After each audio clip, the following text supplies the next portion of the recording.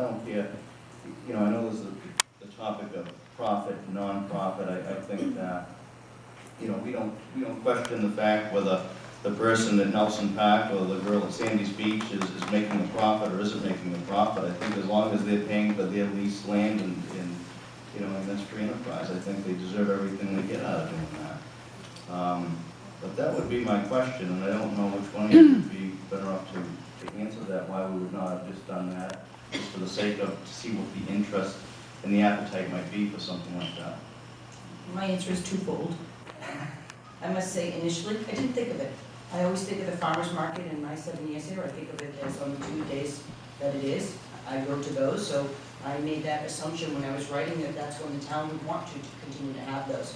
After the fact, I didn't think of that, and I said, wow, I wonder if I should have looked at different days. So I spoke to the recreation director and said, what other availability would we have at Stevens, because I was thinking about that site specific. And it is a recreational facility. We have programs there currently. We've been able to work with this group for a long time, and those days are dedicated now, but many other times when you go down there, the field or the facility is in use.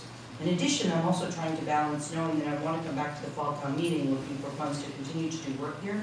So there'll be times when the facility, or a good portion of it, is down and under construction. So I couldn't come up with another feasible time for that location.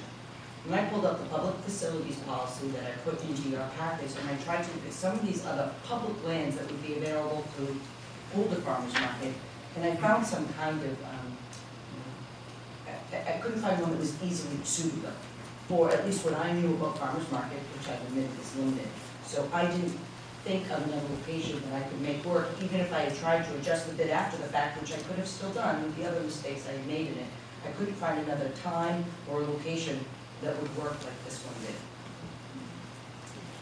Now, is there, in your meetings that you've had with the various groups, was there any indication that another bidder would be willing to go to another day or time or another location? That That never come up? That never came up at any of my meetings, and I'm not sure it came up at the pre-bid.